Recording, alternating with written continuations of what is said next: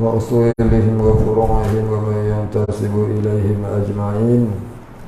شيء لله لهم الفاتحة.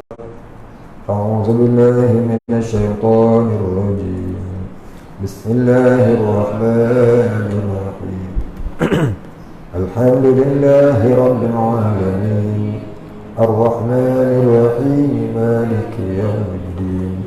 إياك نعبد وإياك نستعين. اهدنا الصراط المستقيم صراط الذين أنعمت عليهم غير المغضوب عليهم ولا الضالين.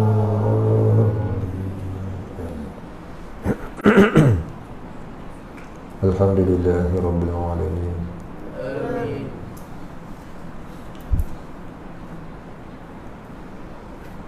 والصلاة والسلام على أشرف الأنبياء والمرسلين وعلى آله وصحبه أجمعين. رب اشرح لي صدري ويسر لي أمري واحلل عقدة من لساني يفقه قولي.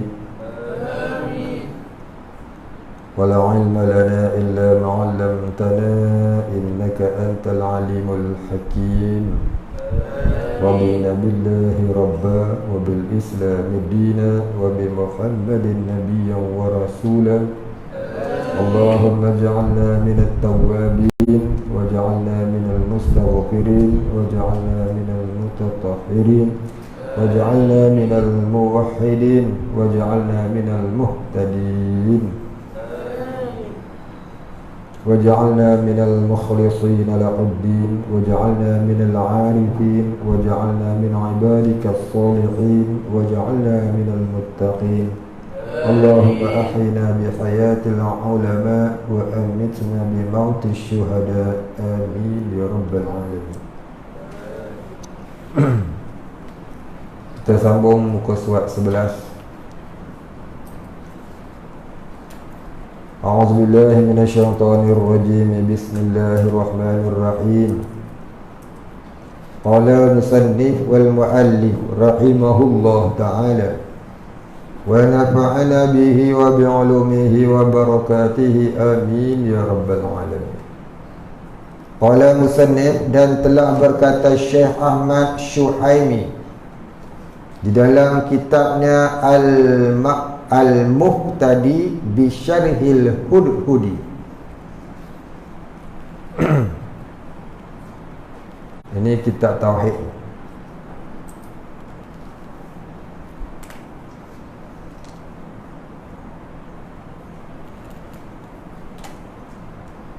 Apa kata dia?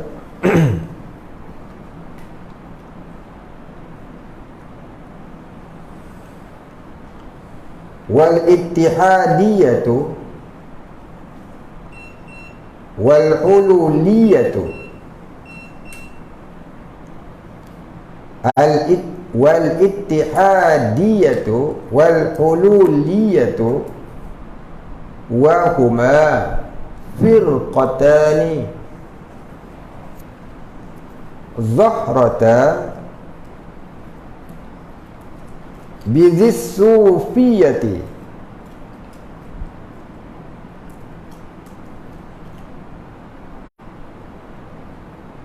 wa yuqala lahum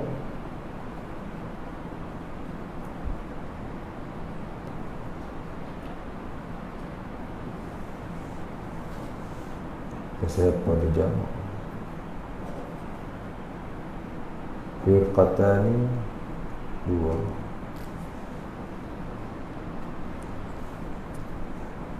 Mudah-mudahan wa yuqalahuma gitu. Wa yuqalahuma dikatakan keduanya. Lalahum jamak, firqatani dua. Wa yuqalahuma gitu.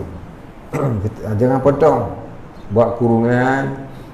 Wa yuqalalahum tu buat kurungan, tulis nombor bawah dia, tulis kat tepi wa yuqalahuma gitu.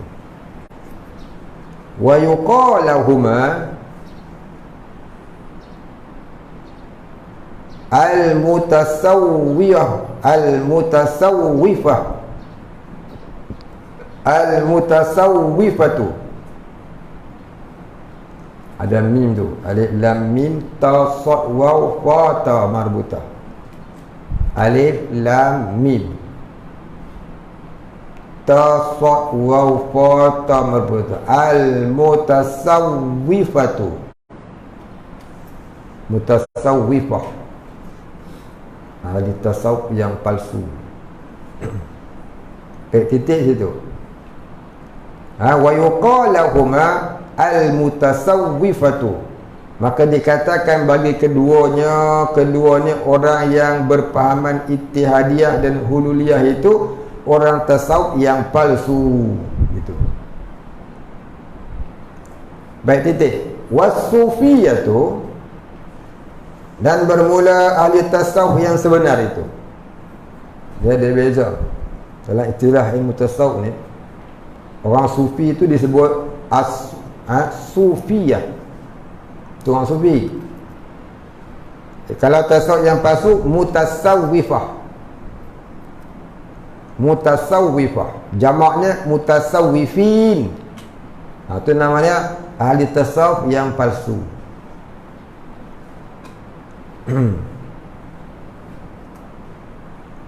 Termasuk ahli tasawuf yang palsu ni ialah orang tasawuf yang tak menghiraukan pemerintahan negara. Siapa nak merintah, merintah. Dia tak peduli tentang pemerintahan negara. Tak ada perjuangan untuk menegakkan hukum Allah di atas muka bumi. Dia akan berzikir. Itu namanya al-mutasawwif, al-mutasawwifin ataupun al-mutasawwifah. Itu kata Imam Ghazali, bukan kata saya, kata Imam Ghazali dalam Ihya Ulumuddin. Baik, was-sufiyatu, dan bermula orang-orang sufi yang sebenar itu mabra'una minhum qalu saliku idza amana fi suluki wa khadi lujjatul wusuli jallallahu fihi bihaitsu la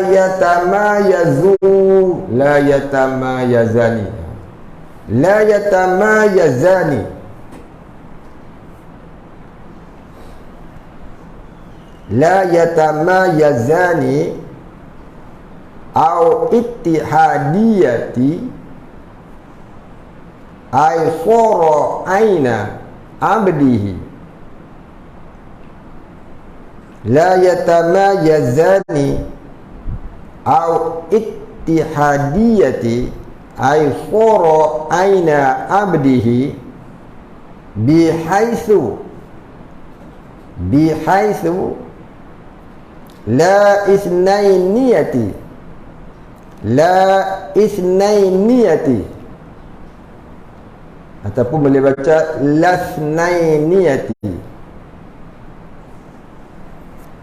Baca la isnainiyati itu nampak sikit. La isnainiyati bainahuma wa yasihhu an yaqula huwa ana wa ana huwa ana wa ana huwa. Dia aku, aku dia. Wa yartafa'u anhu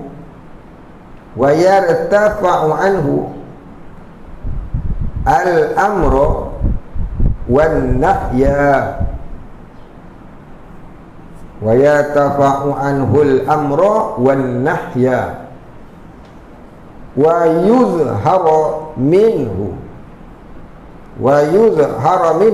minal ajaibi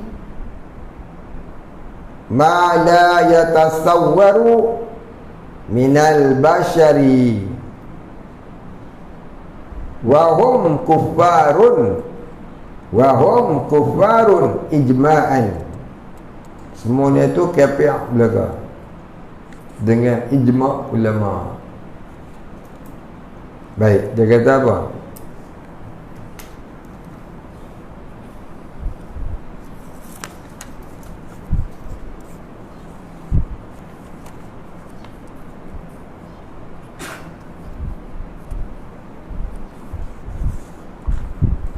Baik, dia kata artinya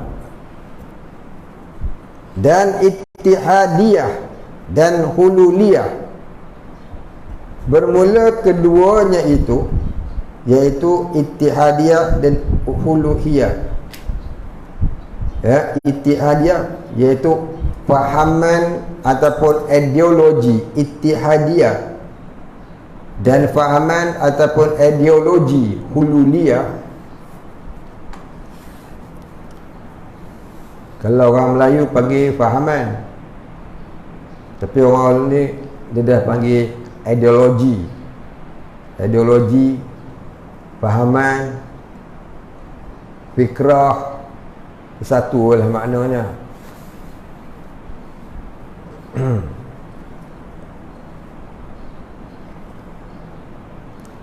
Jadi siapa yang berfahaman ittihadiyah ataupun hululiyah, keduanya itu firqah yang zahir keduanya dengan menyerupai ahli tasawuf.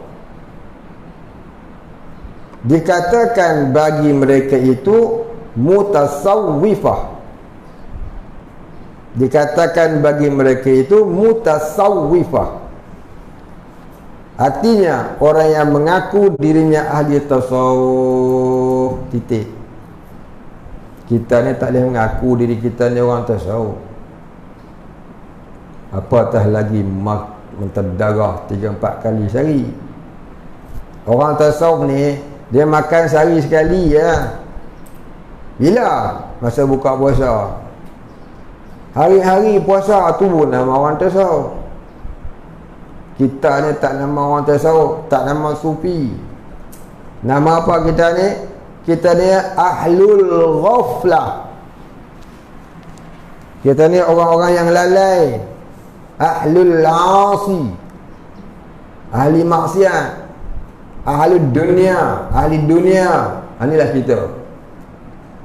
Ni kita tak layak nak mengaku ahli tasawuf, tak boleh, tak ada. Zaman ni nak cari orang tasawuf di mana? Biskut Mary pun makan. Orang tasawuf dia jaga makan. Bukan hanya jaga makan, orang kafir masak dia tak makan, orang kafir buat dia tak makan. Yang halal tu pun dia mengurangi. Orang tasawuf ni mengurangi yang halal. Kurang makan, kurang tidur, kurang bercakap, kurang bergaul, kurang segala perkara yang menyebabkan dia boleh lupa kepada Allah. Bukan langsung tak ambil, dia mengurangi.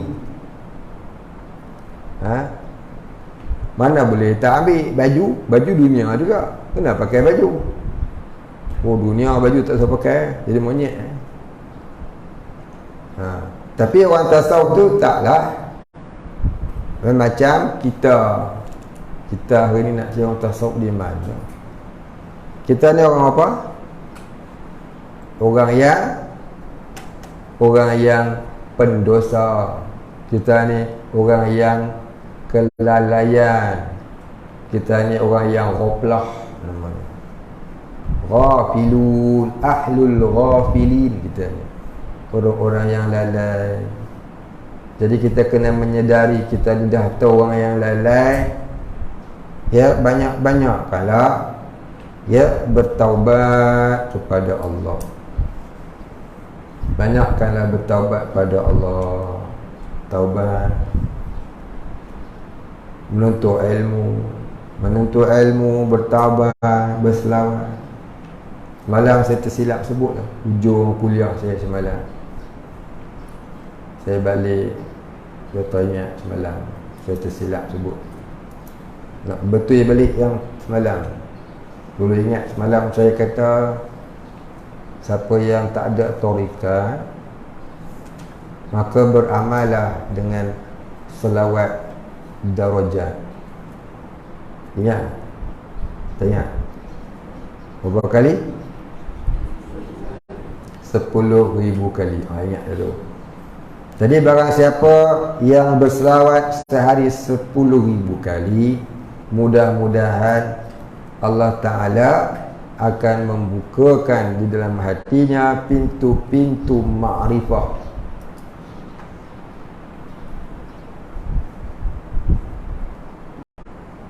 Kata Syekh Ahmad An-Nafis, siapa berselawat ke atas Nabi sehari 10,000 kali, nescaya Allah Ta'ala membukakan pintu makrifah di dalam hatinya dalam masa 2 tahun. Itu pengalaman dia lah barangkali. Bukanlah mesti 2 tahun beramal 10,000 kali selawat terbuka pintu itu. Itu barangkali pengalamannya ataupun ghalibnya yang dia berjumpa, wallahu a'lam. Itu disebut dalam kitab Durrun Nafis karangan Syekh Ahmad An-Nafis. Maka Tok Guru selalu menerangkan hal ini. Dikatanya berselawatlah kamu sehingga kamu dengan Rasulullah itu rapat kerohaniannya seperti ini. Rapat dengan Nabi ni macam mana? Kita tenggelam dalam fana fir rasul. Tenggelam dalam fana fir rasul. Sehingga ada orang-orang yang tenggelam dalam fana fir rasul itu memperoleh selawat khususiyah begitu. Bukan mesti dapat selawat khususiyah, setengah-setengahnya Allah kurniakan selawat khususiyah. Begitulah kata guru saya, wallahu a'lam. Anak betul sikit kat situ susunan ayat tadi. Baik, habis.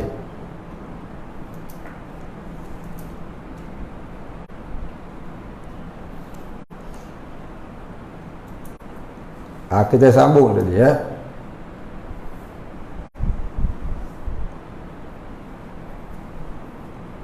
Itu beza dia. Kita ni kalau tak jadi ahli tasawuf pun jangan jadi mutasawwifin.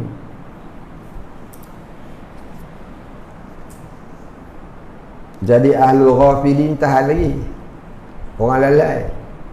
Mutasawwifin tak diakui dia tu. Langsung tak diakui oleh agama. Sebab apa? Sebab berpahaman yang boleh membawa kepada zindiqiyah. Dan jangan pula kita menuduh orang yang tak mau berpolitik itu mutasawwifin. Jangan. Itu setengah daripadanya. Jadi maksud kata mutasawwifin ini ialah golongan-golongan yang berpahaman ittihadiyah dan uluhiyah. Ittihadiyah dan uluhiyah itu dia buat i'tiqad. Sehingga adalah di antara mereka itu yang menolak politik. Sampai itu gitu. Kalau sekadar menolak politik tapi tidak ittihadiyah, tidak hululiyah, itu tak tergolonglah dalam mutasawwifin. Barangkali dia ada ijtihadnya sendiri. Sebab fiqh ni luas. Faham? Sebab tu mengaji ni kenalah lama dengan sekali mengaji, faham gitu. Tak mau tanya pula tu. Tanya. Kena mengaji tu lama. Bukan? Macam mengaji tajwid lah. Tekian dengan tajwid khonak sikit. Mengaji tajwid. Mengaji tajwid mula-mula kita mengaji 2 harakat, 5 harakat, 6 harakat. Ni apa harakat ni? 2 harakat. Pasal apa? Mak asli. Nah kan. Ni harkat ni 5 harkat ni. Kau tambah panjang macam pedang tu. Tu 5 harkat. Kau nampak macam ombak tu. 2 boleh, 4 boleh, 6 boleh. Tu senang. Quran tu Kalau macam pedang panjang tu, tu 5 harkat. Kalau macam ombak tu, tu 2 boleh, 4 boleh, 6 boleh. Kita ingatlah tu, ingat simbol. Tu ya. Tu mula-mula mengaji. Mengaji cara orang mula-mula, mubtadi. Dah lama sikit, ustaz dia kata, ustazah dia kata, kita main mengaji tajwid.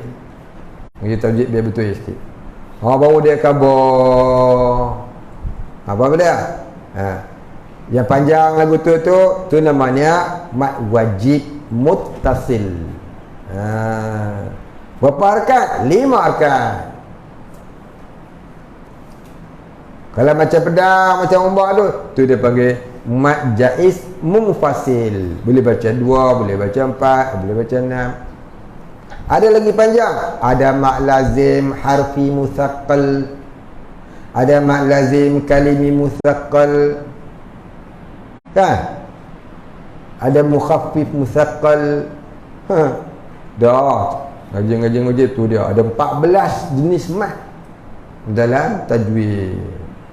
Mat yang paling pelik manusia. Betul tak? Mat paling pelik manusia. Semua dia makan. Monyet pun dia makan buah. Manusia, monyet pun dia makan. Buah pun dia makan. Begitulah juga mengaji tasawuf ni. Jangan sekali belajar dah cukup. Mengaji kitab lain pula, jumpa huraian yang lebih panjang.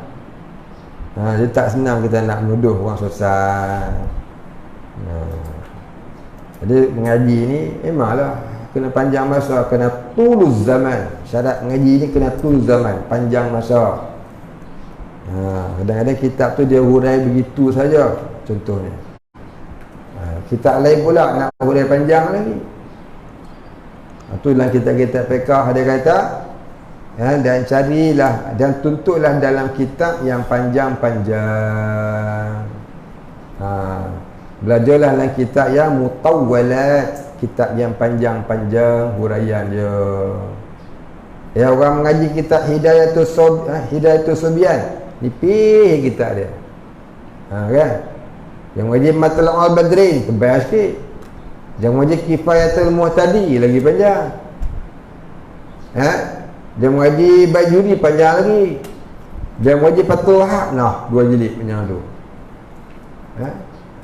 Dia mengaji kitab Pak Mazhab, dah itulah dah dia. Itulah cerita dia. Baca kitab tasawuf kena orang bagi hati. Yang ni pi Mengajar bidin tu best sikit. Bukan? Dia hikam ke lebih kurang tu lah. Ndek ni pi lah. Dia murid Ihya Ulumuddin panjang tu 4 jilid, 5 jilid. 4 jilid ada, 5 jilid pun lah. Dia murid Futuhatul Makkiyah dah panjang tu dah 9 jilid. Itulah kata kena mengaji ni kena tulus zaman. Jangan satu mengaji tu berhukum orang salah.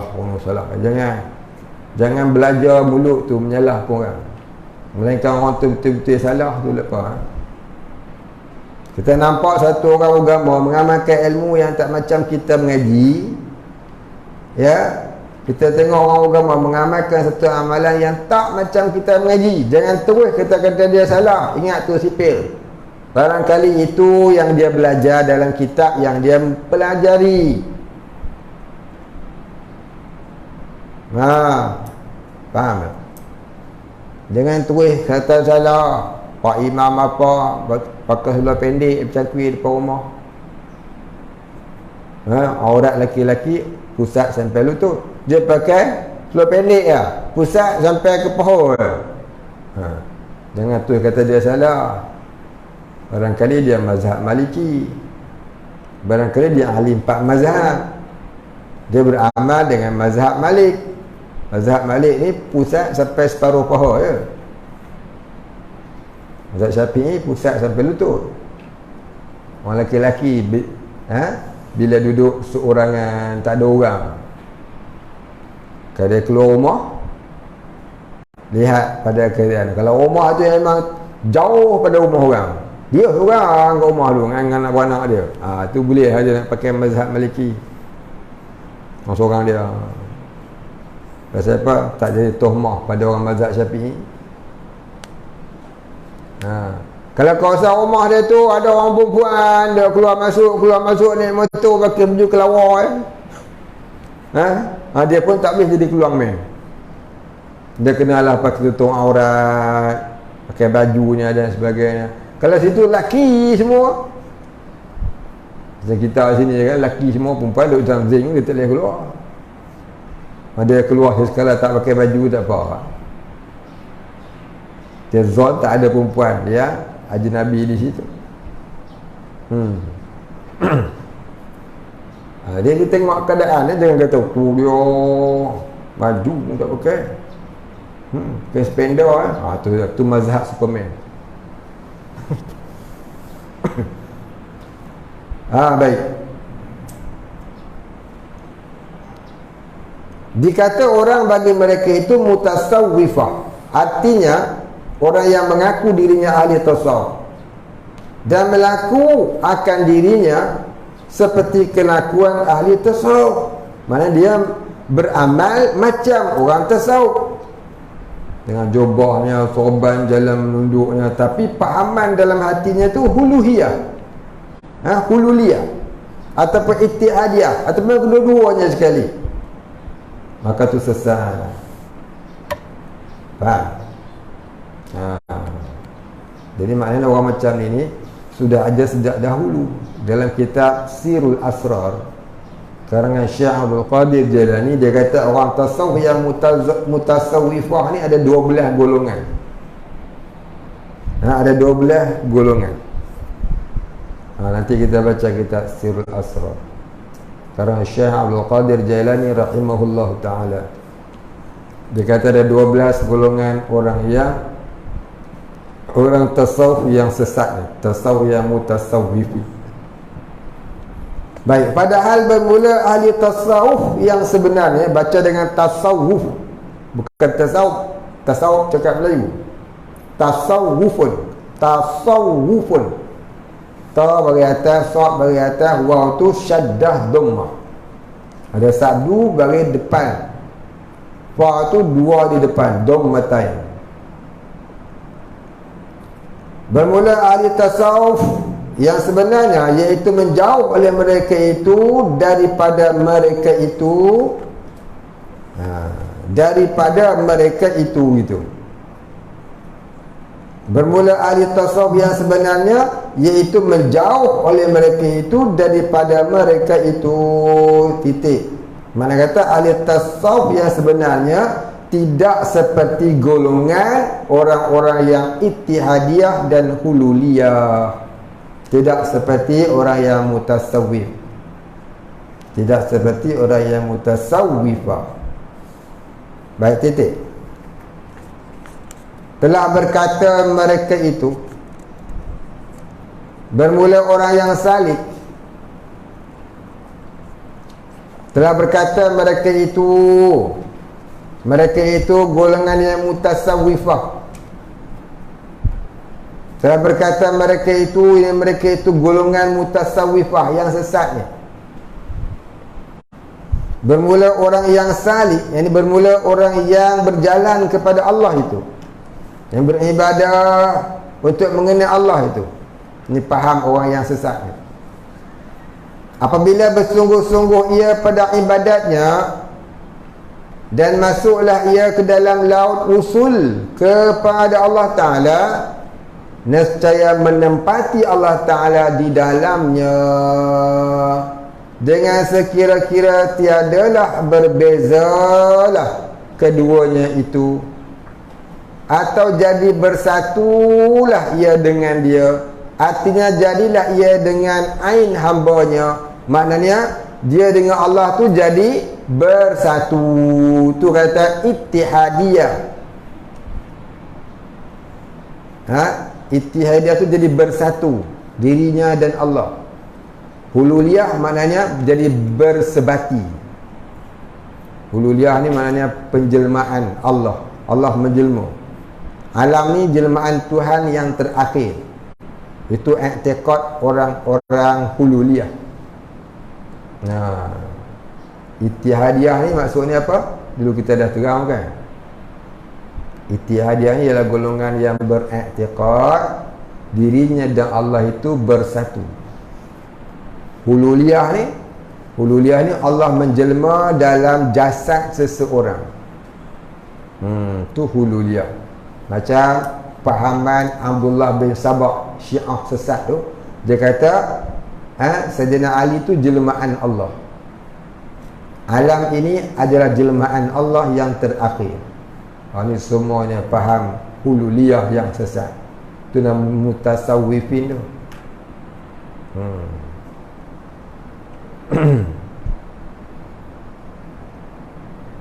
Dengan sekira-kira tiada dibilang dua antara keduanya.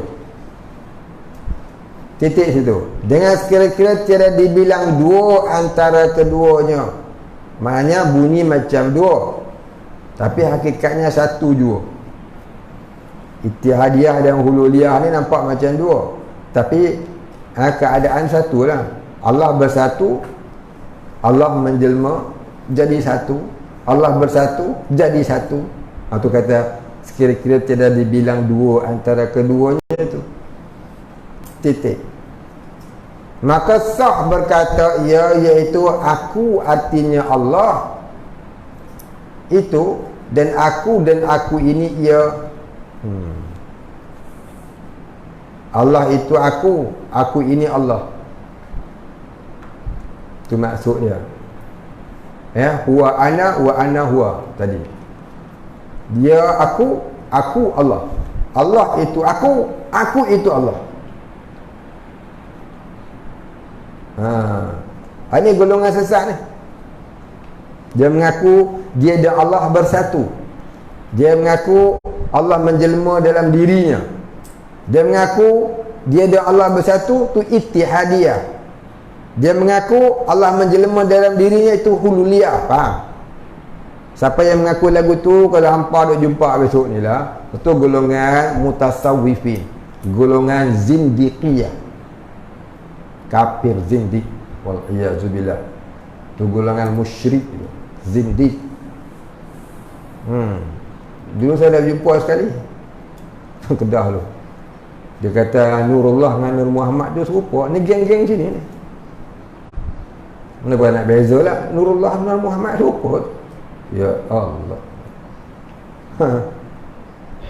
Jangan dia faham lagu tu.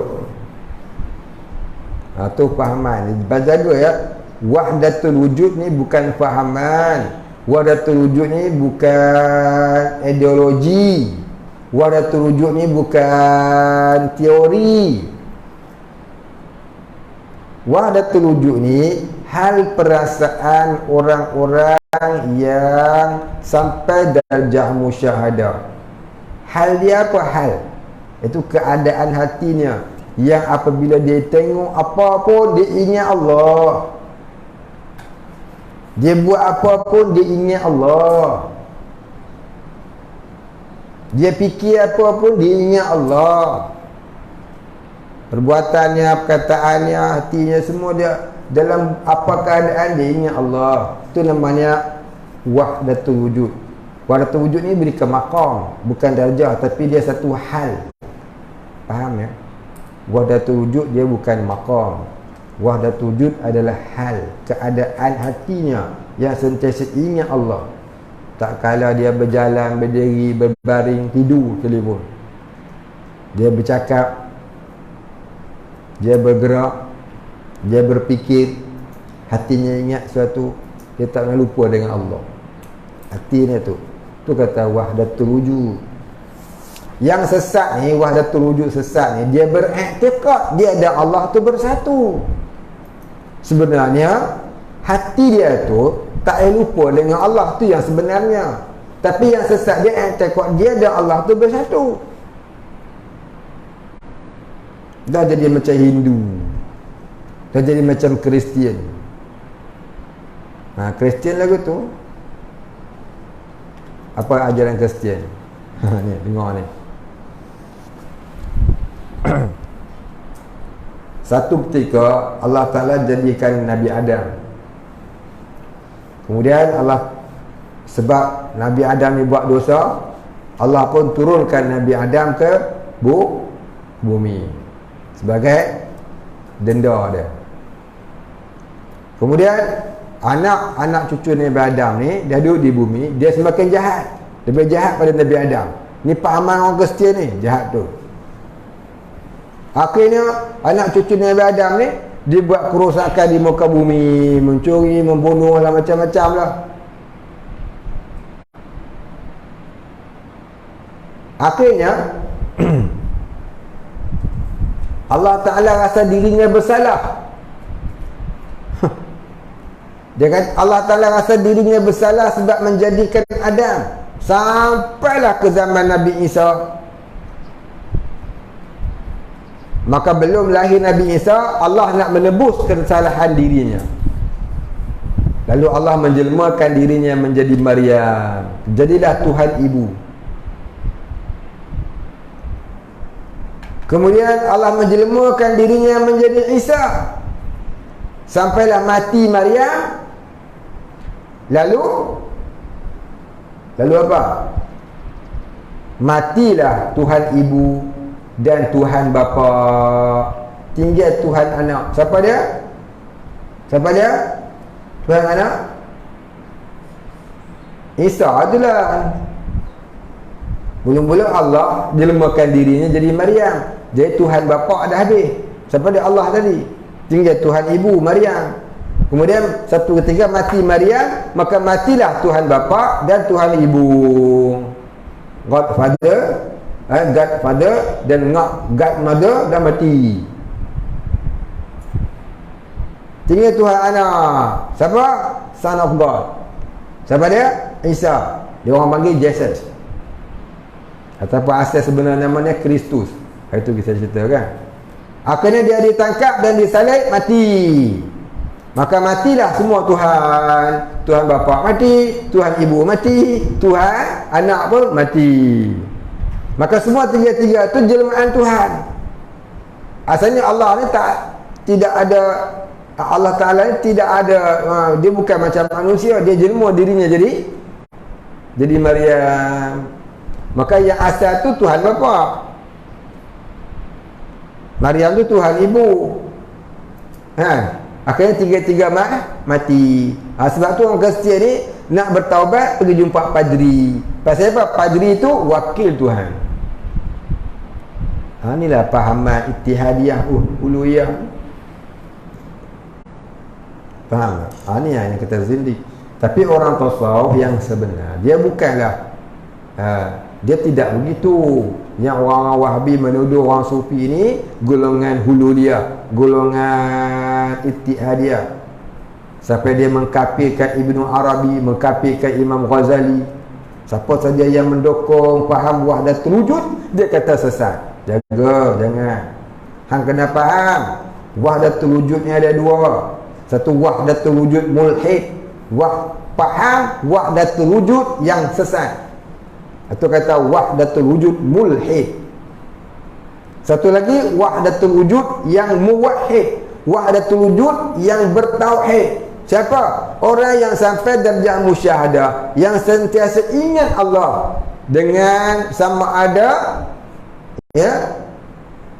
di dalam melakukan sesuatu, di dalam berkata sesuatu, di dalam memperingati sesuatu, dalam merasa sesuatu, apa juga keadaan hal dia ingat Allah. Dia tak sama dengan duk tentam kata wahdatul wujud mesti sesat. Kena faham boleh.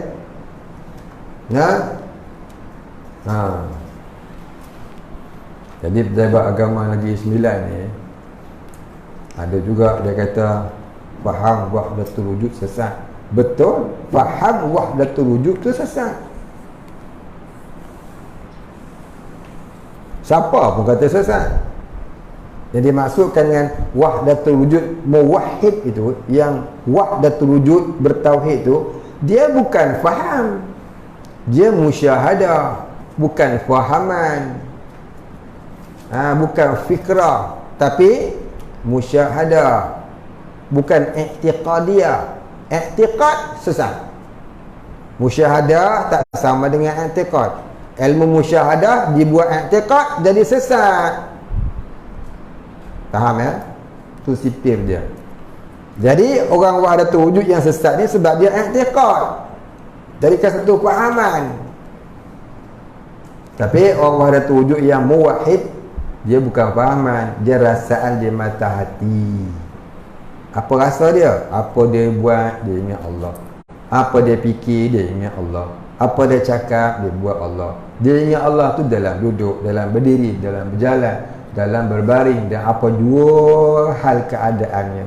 Maka wahdatul wujud tu ialah hal, ya, hal keadaan orang yang syuhud Allah.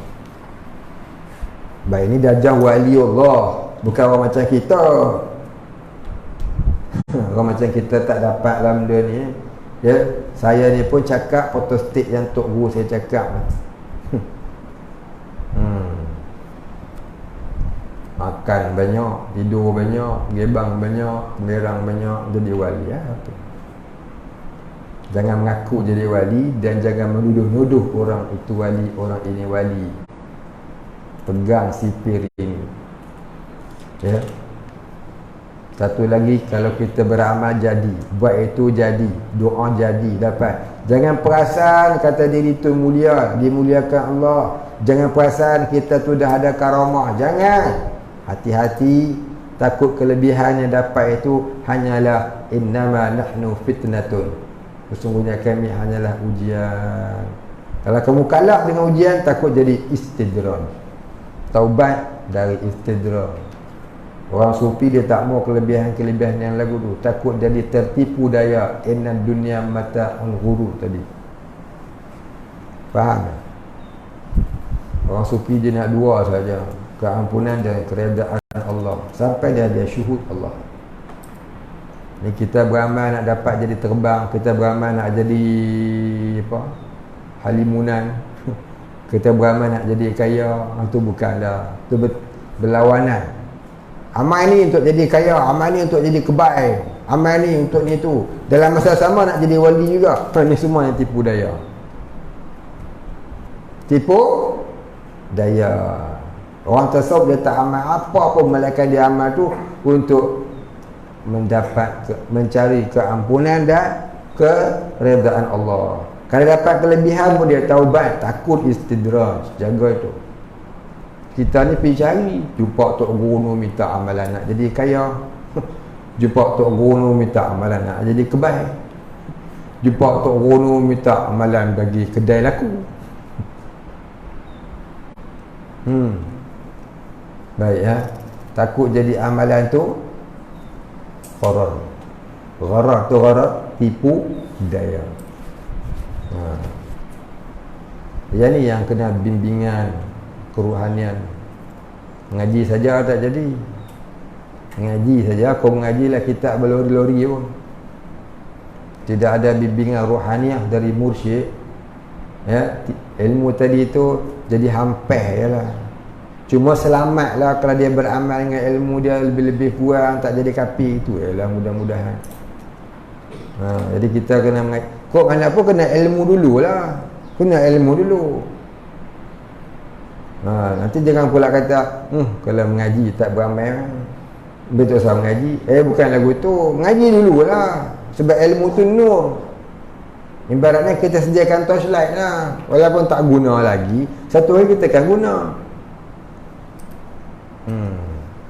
Baik, habis.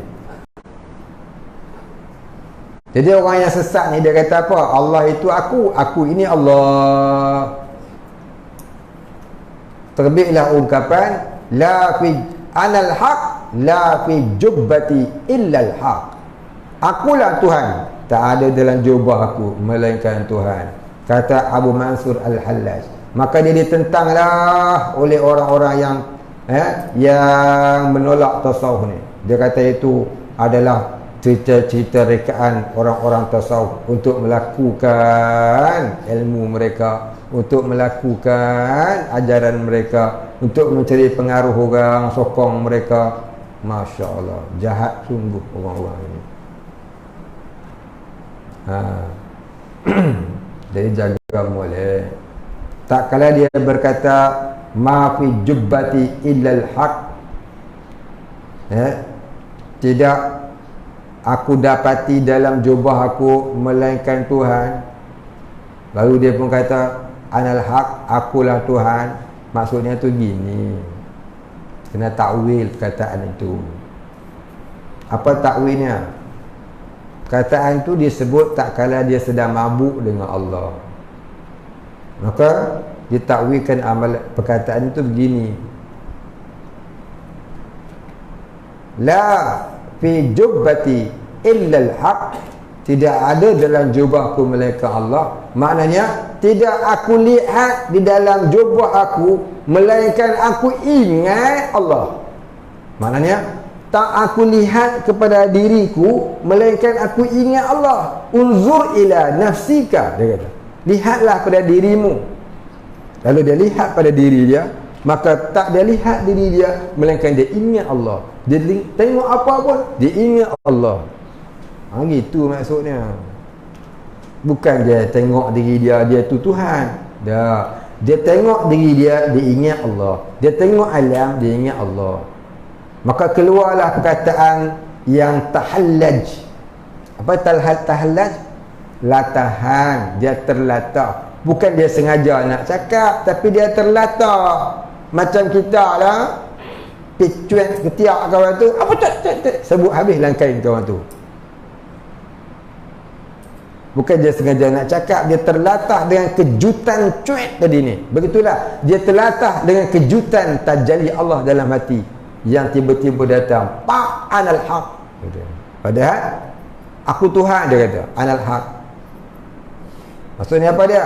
Tidak aku lihat melainkan aku ingat Allah. Tidak aku dengar melainkan aku ingat Allah. Tidak aku bercakap melainkan aku ingat Allah. Itu dikatakan penglihatan Allah, pendengaran Allah, perkataan Allah, gerakan Allah. Maknanya penglihatannya dia tak lihat sesuatu melainkan dia lihat itu dia ingat Allah. Pendengaran Allah, maknanya dia tak akan dengar sesuatu, bahkan apa yang dia dengar dia ingat Allah. Dia ingat Allah maknanya bukan dia ingatkan kata tu Allah. Tak. Dia dengar apa pun dia ingat Allah. Dia dengar orang azan dia ingat Allah. Itu maksudnya. Ya. Jangan terus menghukum orang ni sesat. Kena faham molek bahasa dia. Kadang-kadang bahasa tu ringkas. Macam kita baca Quran, Ar-Rahmanu 'alal 'arsy istawa. Adakah Allah duduk atas arsy? Yadullahi fawqa aydihim. Adakah Tuhan ada tangan? Jadi kalau Al-Quran ada ayat mutasyabihat, hadis Nabi pun ada ayat hadis mutasyabihat. Kalam orang tasawuf juga ada mutasyabihat yang dikatakan tahallaj. Ya, tahallaj. Tahallaj maknanya la tahan. Baik, habis. Dia faham tak ni? Tak faham tak dia? Faham? Ridwan boleh faham? Betul? Betul ya? Adam boleh faham? Mana seorang lagi?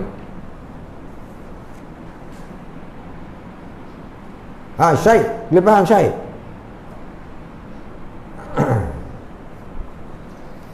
Tak faham tanya. Tak nak dengar lah saya. Ni kali pertama. Musyahadah tu mendatang apa? Tanya orang sebelah. Tanya apa dia musyahadah. Nanti dia cerita panjang. Salin dekat kita. Salin dekat tulis, dekat buku tulis. Baik ya, habis.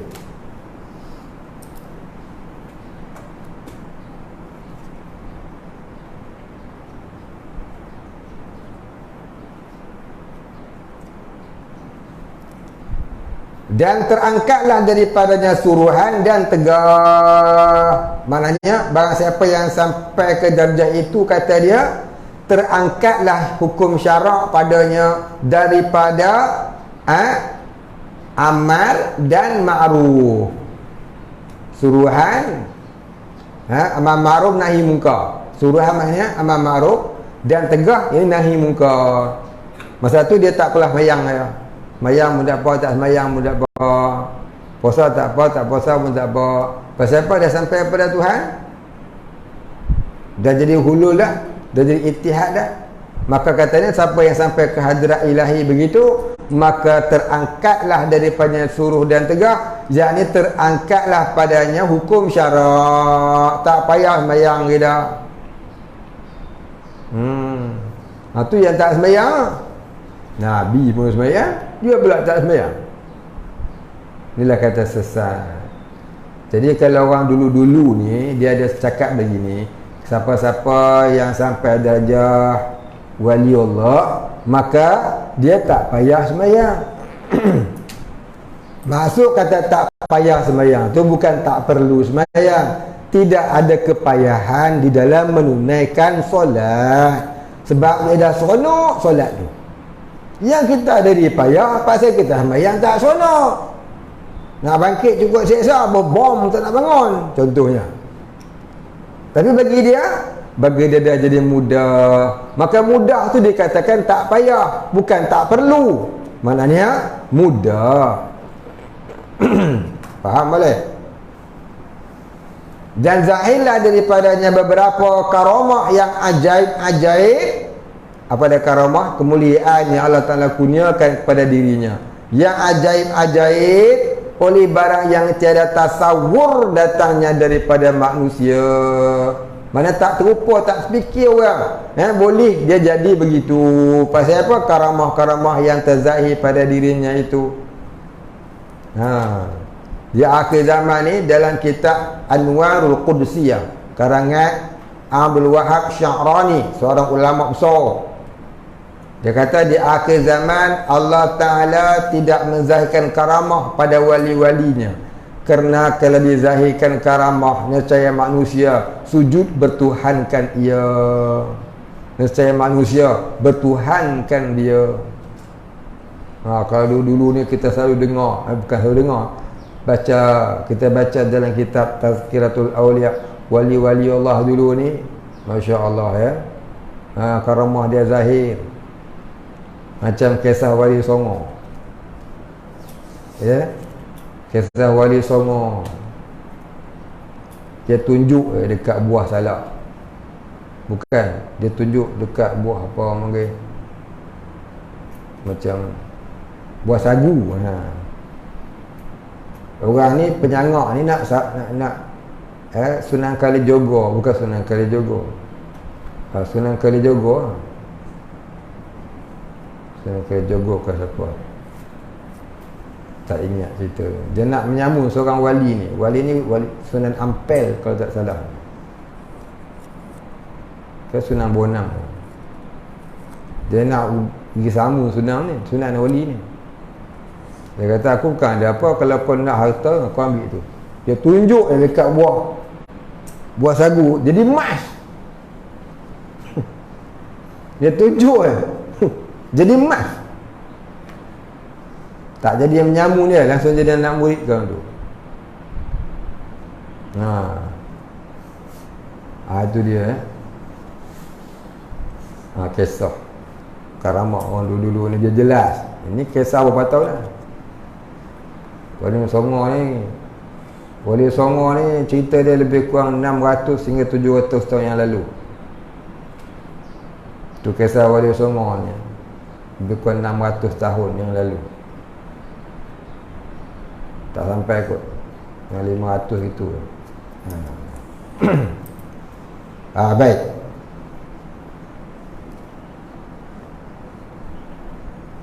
Jadi orang-orang yang beriktikad begini, bermula sekalian mereka itu yang beriktikad ittihadiyah dan hululiyah itu,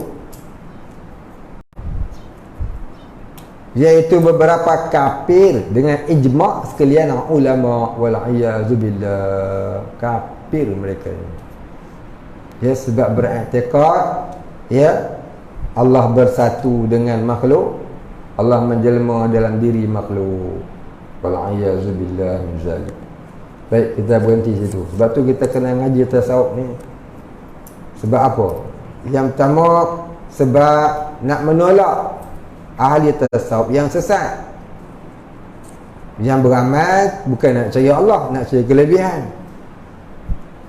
Yang kedua, nak menolak orang yang menolak ilmu tasawuf yang benar. Jadi kalaulah kita ada dengar orang-orang tasawuf yang ta'alas tu berkata aku Allah, anal haq, anallah, kita faham begini.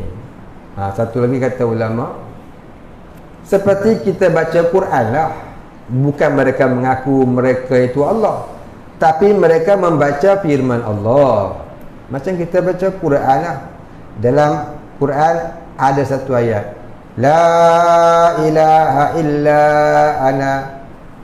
Siapa pernah jumpa dalam Quran? Pernah jumpa? Tak pernah? Tak nak baca Quran punya. Pernah jumpa? Siapa yang pernah jumpa? Ni belajar tahfiz banyak tak jumpa? Hai, hampa duduk tahfiz, hampa buat apa? Rugi duit mak ayah duduk tahfiz tak pernah jumpa. Ridwan tak pernah jumpa? Ya Allah, sebelum hafal kan kena nazirah dulu. Nazirah tu siapa? Awak? Dah, bukan? Nazirah muda tu macam mana dia tahfiz Nanti hafal pura-pura baju sah 3 juz tak nak jumpa. La ilaha illa ana. Dah? Tak nak jumpa? Dah? Tak pernah baca Quran. Apa kata Quran Dah? Kata ni? Nak ya? Sudah. Kena masuk jawi Entah orang ni buat free. Tak nak? Tak nak? Syamil, nanti kita buka sat, tunjuk kat mereka. Ya Allah, duduk pondok tak pernah jumpa la ilaha illa ana. Inna lillahi wa inna ilaihi raji'un. Takbir 4 kali. Tu dah hafal 25 juz tu. Mana Muhammad? Tak nampak? Nampak?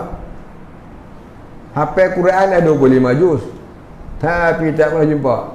Pelik bin ajaib betul, la ilaha illallah. Apa yang dah hafal Siapa yang tak khatam Quran lagi? Tak pernah khatam Quran? Siapa yang pernah khatam Quran? Angkatlah tangan betul-betul nak tengok. Ramai tak? Angkat tangan betul-betul ramai yang khatam Quran.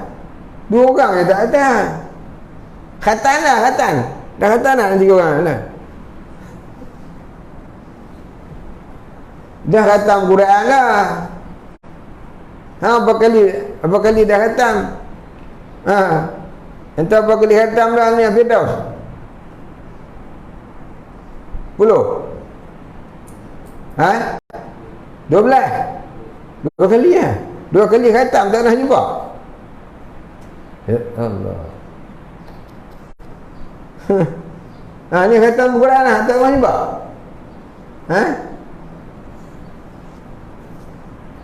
Dia Sagi siapa yang tunjuk kat dia orang ni? Dalam Quran ada ayat berbunyi la ilaha illa ana. Tiada ada Tuhan melainkan aku.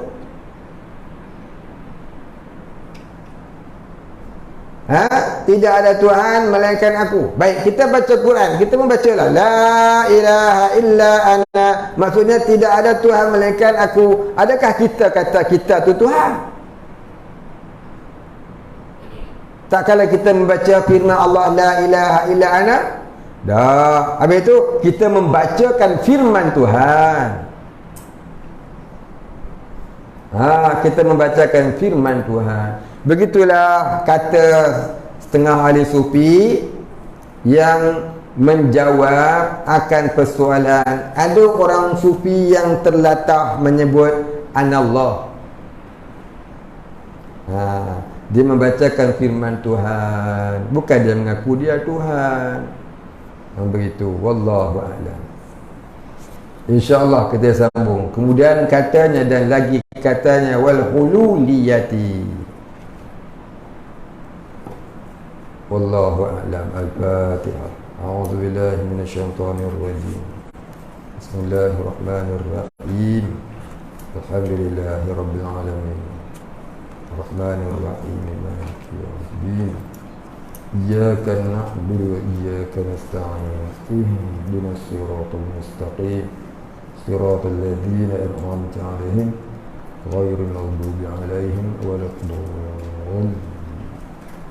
أعوذ بالله من الشيطان الرجيم. بسم الله الرحمن الرحيم. الحمد لله رب العالمين، والصلاة والسلام على أشرف الأنبياء والمرسلين وعلى آله وصحبه أجمعين. اللهم اغفر لنا ذنوبنا وارحمنا وأنت الغفور الرحيم. اللهم اغفر لنا ذنوبنا ولوالدينا وارحمهم كما ربيانا صغارا ولمشايخنا وللمسلمين أجمعين برحمتك يا أرحم الراحمين. اللهم نور قلوبنا بنور معرفتك يا فتاح يا رزاق، افتح لنا فتحا قريبا كما فتحته على أنبيائك وأوليائك وعبادك الصالحين.